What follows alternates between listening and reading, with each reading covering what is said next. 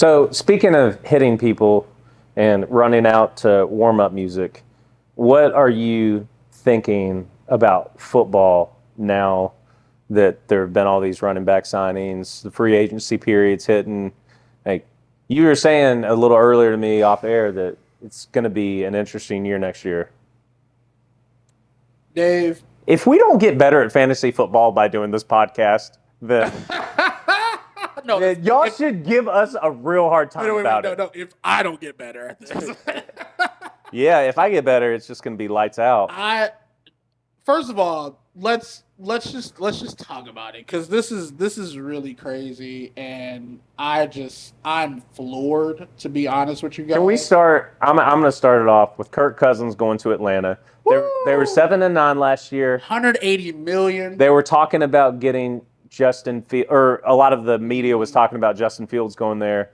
And what I have to ask myself is, if you're 7-9 in a division that's not as strong as the other NFC divisions, or at least it wasn't last year, then does this put you forward a few games? Do you think they win 3 more games? Do you think that they win the NFC South? Because Baker signed a $100 million deal. Yeah. And let's slow down. Hey. Let's slow down on that, Browns. What made you think he was worth $100 million? I just want to ask. Hey. I understand it. He got you to a wild card, but 100. But this is what I'm going to say. I'm going to say good for you, Baker. And get your money. I'm going to say good for you, Baker, because Baker is not Johnny Manziel. Like, I'm not trying to make that comparison, but he's kind of got some of the bravado that Johnny Manziel has, and him being in the league, he has not been the most well-reviewed player since he got in the league. You know, he had a good season with the Browns, and from there, it's like he went to the Panthers, and, you know, he was the number 1 pick, right? Yeah, he was, but 100? Well, see, this is what I wonder, and this is just me not being a football player, but trying to learn more about football. When you have someone that is, well, let me start by saying I think it's hard to know who's going to be a good NFL quarterback. I think it's especially difficult when you're looking at new talent coming into the league and they're going into different degrees of successful organizations. And you kind of got to ask yourself sometimes, is this quarterback trash, or is this quarterback, do they have something that we can bring out of them, and maybe they'd be better than drafting someone in the 3rd round? Well, I mean, that even goes into an even bigger question when you even look at, like, Russell Wilson. Russell Wilson is going to the Steelers now. So we'll take you. So, yeah. So, I mean, my thing is, like, I don't know what each team individually is looking at. You would have to maybe take into account, yes, stat line, previous year, this, that, and the third, mechanics and everything. But for me, it's just W's. It's W's. But it's hard to get W's, and I'm not making a case for any person. Oh, no, I understand. But if you are a rookie quarterback and you go to a system that has a bad offensive line, or they have a decent offensive line, but the defense is not good. You talking about Bryce from the Panthers? And so we're talking about W's. It's like football is a game where you can only control a certain percentage of the W because there are 22 people that play on the field. Again, bro. Again. I don't know. Kirk Cousins, no. Baker Mayfield, no. Even Russell now, no. It just doesn't. It doesn't look good, and it doesn't equal W's. Like my thing is that I would rather take the gamble on a rookie because I can make the rookie almost do what I want and what I need for him to do for the team. But if you are on a team like the Falcons, and I think you can make an argument that they should take someone younger just because they have a lot of young pieces on their team, maybe they can develop them together. And that's what you're saying. It's better potential and growth. But does a veteran quarterback who's been around the league, who isn't what I think anybody would call elite, but's kind of on that above average wave? We saw it happen with Russell Wilson. We saw it. He went to Denver. He stole that money, and now he's got another deal with the Steelers. Now, not saying that he couldn't have made it happen. He just didn't. But the Steelers aren't paying him next year. No. The Broncos are paying him. Yeah. And what I'll say about him, and you asked the question on the pod, that are there some players that are just there to pick up a check? Mm-hmm. And I think the same way, like once you reach a certain level of success, your motivation, you have to maintain it somehow, but getting more money isn't going to be one of the ones that shoots the factor for you. And for Russell Wilson, it's like depends on who it is. Russell Wilson is into everything, TikTok, and that's what I'm saying. It depends on who it is. That's why I say when we talk about somebody like a Kirk Cousins, I have to look at maybe a complete opposite, which would be somebody like a Russell Wilson, right? I think Kirk Cousins has a little more gas in the tank competitively than a Russell Wilson. Sure. You know what I'm saying? So that could equal more W's. I just don't think Russell is focused on football. I just don't think so anymore. I think he's made entirely too much money to be truly focused on football. Well, I just, as a Steelers fan, have to hope that he's better than Kenny Pickett and better than Mason Rudolph and Mitch Trubisky. Sure. He's got to be. And we won 10 games last year. So no, for sure, out the gate, I'm totally with that. I think that even you can look at somebody. We'll even go for running backs, right? We'll go for like DeAndre Swift just signed to the Bears. We got Eckler. He's going to the Commanders. So I mean, it's up. Even like Zach Moss. Zach Moss is going to the Bengals, but then my man Joe Mix, Big Joey. Come on now. How many times are you going to say big before you say this man without saying pause? I'm getting kind of confused. Are you trying to keep me honest here? I'm trying to just see what the deal is. That's it. It's just crazy because like when you look at Joe Mixon and Derrick Henry, they are now on different teams, and it has immensely showed me that the draft is super running back heavy. That's what these moves have showed me, that the draft is running back heavy and everybody is pretty much banking on their draft pick. There you go. Yeah. I mean, that seems to be the move in the slow but assured devaluation of the NFL running back. Yeah, because we only know running backs are usually good for 5-6 years anyway, but at the same time, I do again still see that when we were watching the draft watching the combine, that there's a lot of good. And there's a lot of evidence of running backs coming into the league and immediately being good. Immediately. Like, for example, if there is a running back that's one of the top choices that's a good back and it looks like he's going to get drafted by a good team, or he got drafted by a good team, I'm picking that guy up in fantasy. For sure. Yeah, for sure. Because he's fresh legs, looking to prove himself. That's why I say, man. On a good team where he's not the only weapon. That's like a bucket in fantasy football. And that's for you, Goodland.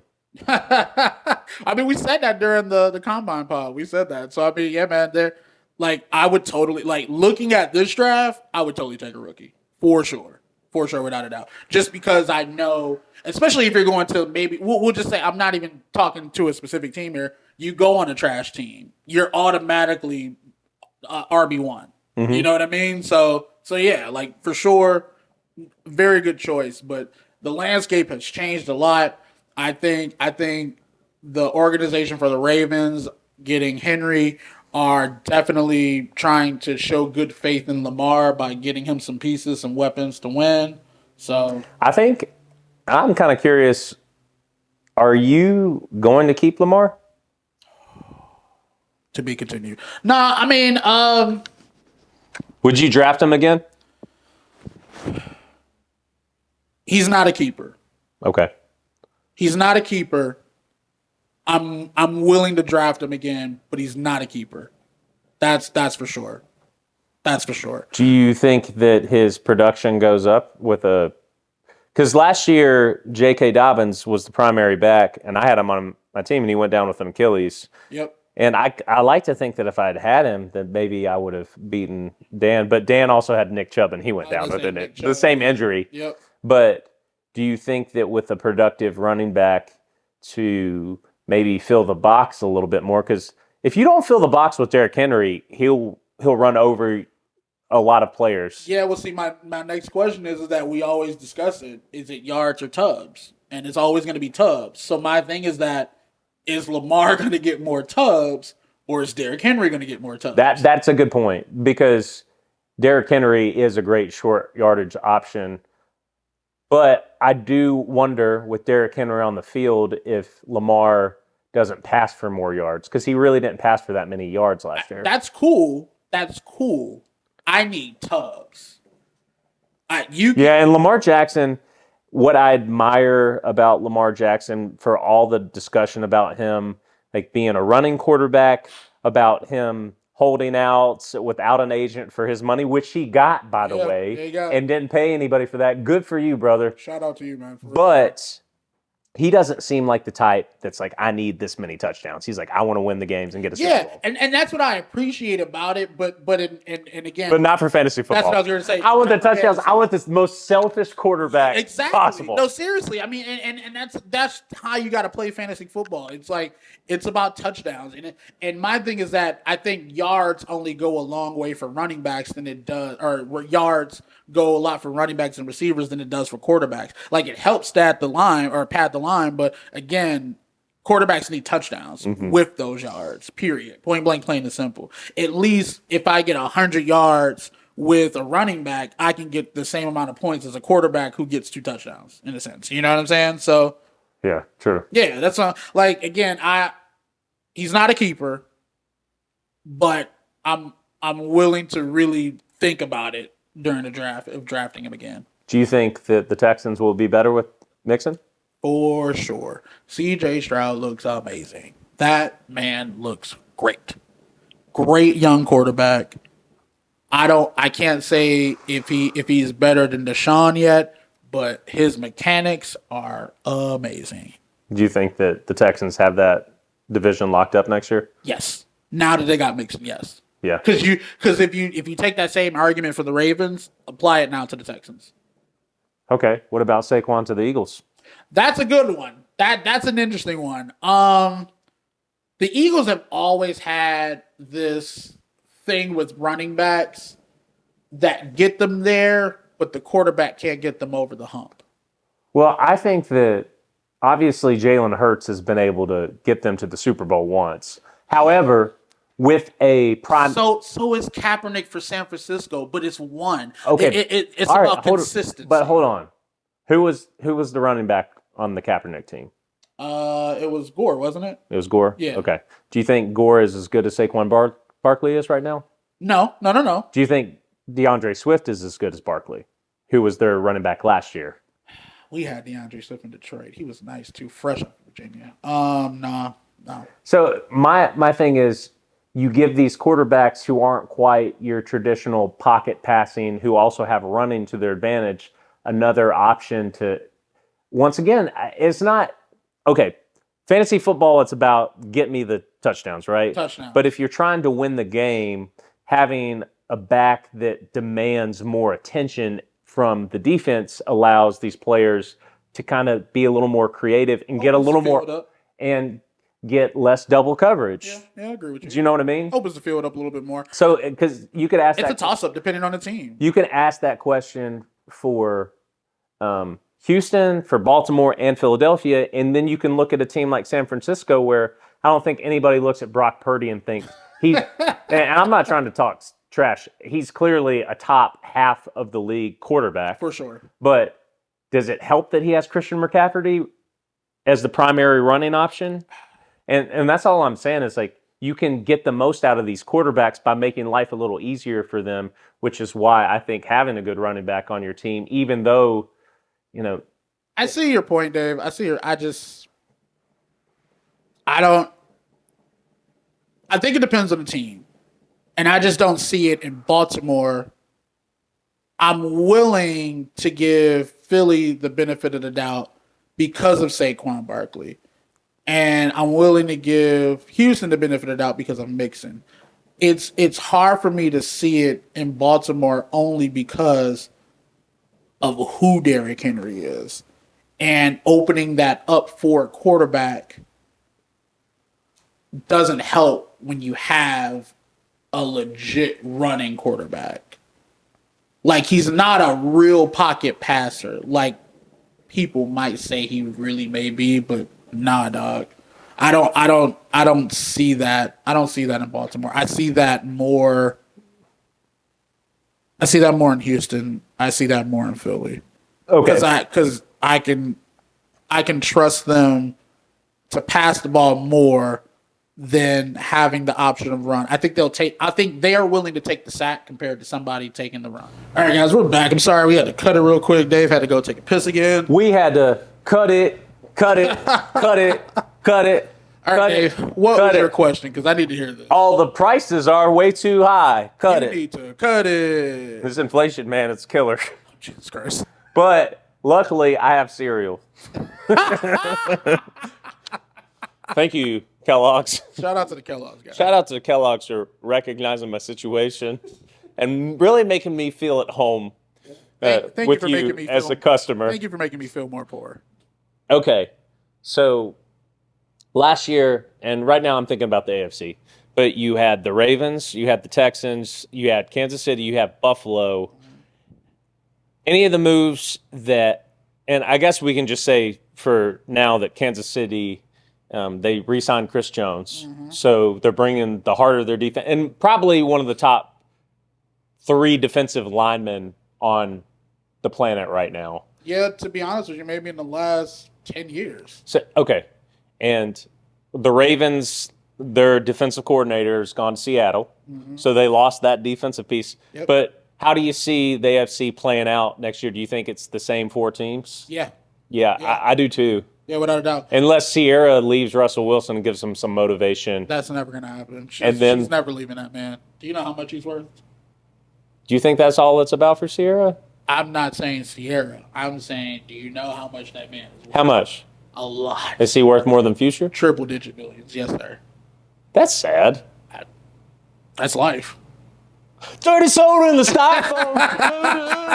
Oh, that's for March Madness. Yeah. That's our walkout song for March Madness. When you sent me March Madness for the first time, probably 18 years after it was released, It's one of the greatest hip hop. I just listened to it and I was like, I could see why you like it, and It's literally it goes along with our musical theme. Telling you, man, it's one of the. Thank you, greatest songs producers. ever. Shout out. I think that there's a lot of judgment about music these days, but the producers that give us those little melodic hooks and then make the beat drop, y'all keep doing your thing. Yep. Shout out Lex Luger. Yep. You know we're getting 2 Future albums, but again, I'm serious, Dave. This is Baltimore has a lot to show because of what they did last year, and I don't want to say they fumbled the ball, but they didn't get the job done. Which everybody thought they had the best shot. It's sort of like the Lions. You had the best shot at getting the job done, and you just couldn't do it. So now adding Derrick Henry, yes, may help for the W's per se in the long grand scheme of getting to the playoffs, but you gotta win. It's just point blank, plain and simple. That's just all it is. Do you think they're better offensively now? With Derrick Henry, yes, and they have let's say if it is Kansas City and Baltimore again, now they have even more of a better chance to win, but gotta win. What about Philadelphia with Saquon? How much farther do they go? They go a lot further. I think they even get 10 wins, if you ask me. Do you think they had 10 wins this year, right? They were 11-6. Yeah, but I think specifically just because I can guarantee 10 wins. Okay. Without a doubt. Now, who impacts the game more is going to be definitely a bigger conversation now. So now I have to look at Hurts. Now I have to look at Saquon. But then now I also still have to think Saquon had that injury. And how does that affect his gameplay now? Yeah. So, yeah, man. We know running backs are fragile. So, is Kansas City going to three-peat, and will Nick Wright get another tattoo before the season? If I had to be a betting man, I would say Nick Wright would probably get the tattoo. But FanDuel, are you covering that one? FanDuel, please cover that. You know they were covering the Oscars too, which is so funny to me. Yeah, you could bet on the Oscars. That was funny. I thought that was hilarious. Man. No, I think Kansas City has the best chance of three-peat. By far. Has the best chance of three-peat. But I also think that I think Baltimore makes it hard for them, adding Derrick Henry. I agree with the fact of that if I'm speaking just in one game, in one situation with maybe one of the best teams, yes, but if I'm looking overall 18 game season, it's going to be a long haul. Yeah. And injury, and it's so sad, and I don't wish anything on anybody, but I just, being a historian of the game for as long as I have been, every season it's like at least 30% of the players that you thought were going to be good are going to get injured. Always. It never fails, and it's usually by week 2 or 3. Always happens. It never fails. I always tell people that that's the reason why I don't always try to draft super running backs, just because it could be a Nick Chubb situation. You know what I'm saying? It could be any of those, and then now you're scrambling. You keep drafting running backs the way that you've been drafting them. I know that you're getting a lot of wisdom over here, but you keep doing your thing because I want to win too. Well, again, I mean, like, and this is a little game. This is how I draft. I like to do wide receivers because I'm able to switch them out just a little bit more and get more gameplay, where I can just depend on one running back instead of depending on 2 with a flex. So then that way I have 3 to 4 wide receivers that can get me more. Because again, that way I'm able to spread out my points more. But the only problem is that it's hard for them to get touchdowns depending on who their quarterback is. That's the only thing. I do tend to lean into give me running backs. It's almost like this. It's like you can have a meal that's well balanced, but to me, the meat is the running backs. I feel you. No, I agree with that. And so I try to draft like 4 great starting running backs, which you can't do in a 10-year league, a 10-person league with keepers. Yeah. But I've kind of leaned into that and won some championships, but there are a lot of years where that approach has fallen short because someone got hurt, and now I'm picking someone up from waivers. And unless you're just really good or on top of figuring out who's going to replace them and you've got that waiver spot, then you're pretty much screwed for that player spot. And that's what I was going to say, too, especially when you try to pick them up on waivers in a 10-person league. That's hard. That's hard to do. That's why it's like I bank on draft and I wait for the waivers because I know you guys within the first 5 weeks are going crazy on waivers. Oh, yeah. That's why I wait in order to pick something up so I can get them late in the season. I just peeped some game from Winston. A little bit. But if you notice, like on the years where I've had good wins or good winnings, that's what I do. And I've been keeping that the same way. It's just hard when you have certain keepers or certain running backs that have had bad luck. I had Christian McCaffrey before he left Carolina. That's when he got injured. And I was just like, why would I keep him? Goes to San Francisco, goes crazy. You know? That never happens usually for running backs to come back off an injury to go crazy like that. Sure. So again, it's almost like the Saquon thing, right? It's like he was off injury. Is he going to go crazy in Philly? Will he? Like, I don't know. It really does just depend. I don't know, dude. I don't know. It depends. I have to look at it for what it's worth, and I have to kind of like play around it in my head to figure out game situations, schedules, and things like that. But I try to wait until about week 5, week 6, when things are kind of coming up, and then bye weeks are coming up and everything. So yeah, like I try to see what it's worth, see what happens. That's a good. I might have to take that approach this year. Thanks, Winston. Oh, yeah, man. We're giving out tips, baby. We're giving out tips. I'll send the invoice later. You got anything else on the table, man? Well, I'm a little afraid that if I ever meet LeBron James, he's going to watch the entirety of our podcast, which seems totally likely that he'll do. And then he'll think that we don't like him because I've said things about his hairline, for one. But just because Usher's is so good. For shame. For shame, Dave. And so is mine. What's up? For shame, Dave. What's up? I'm trying to be Fabio over here, do you tell? But there's a video going around of LeBron and the ladies that he might see in the stands. Sniper, boy. Sniper? Larsa Pippen's in there? If Larsa Pippen could get LeBron, ooh. That would never happen. But LeBron, we'll put the video right here. LeBron was courtside and he was having fun. You could just tell he was just enjoying it, sitting between two women who obviously seemed to have enjoyed his stature, just being there. So, hey man, shouts out to LeBron. That's what happens when you get a couple rings and you're 6'10", 250. Yeah. Well. So we're not talking about the Brian Scalabrine type. No, not White Mamba. Not White Mamba. He's 6'10".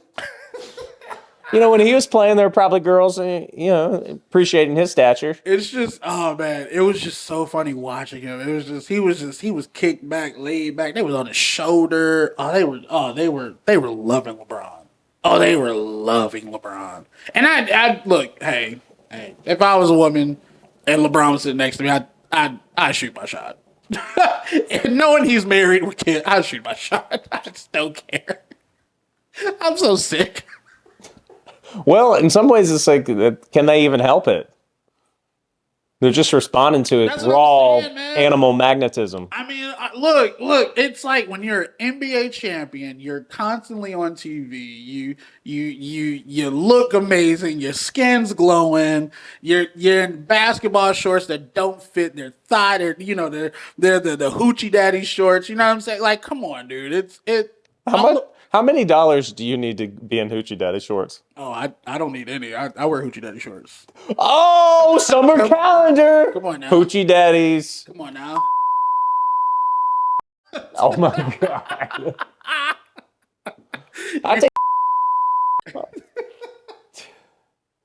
I'm trying to segue away from this, but I'm kind of scared to go exactly from where do we go to Caitlin Clark talk. We can no, we'll save that for championship week. You got anything else? No, you don't want to talk about Caitlin Clark winning the Big Ten championship and then having that pose, the Kobe pose. No, that was crazy. I enjoyed it. She went off in the second half. Yeah, she deserved it. It was so funny too because they were the Nebraska. They were like doing the can dance thing on the sideline, and they were only up 2 points. And they beat them by like 12. That's exactly what y'all get. That is exactly what y'all get. Y'all are trash. Y'all are horrible people for that, and y'all should have known Caitlin was going to see that. Y'all know Baby Steph was about to go crazy. You knew that she was about to go crazy. Y'all know that she was about to go off. Y'all knew this is her time. She is going to get this chip. Angela Reese, y'all routed her. This year, it's a dub. It's a dub. We got. Zoom in on yourself. No, right here. Camera on me, right here. We got Caitlin Clark, Baby Wardell. Okay, Baby Wardell. She is out here doing God's work.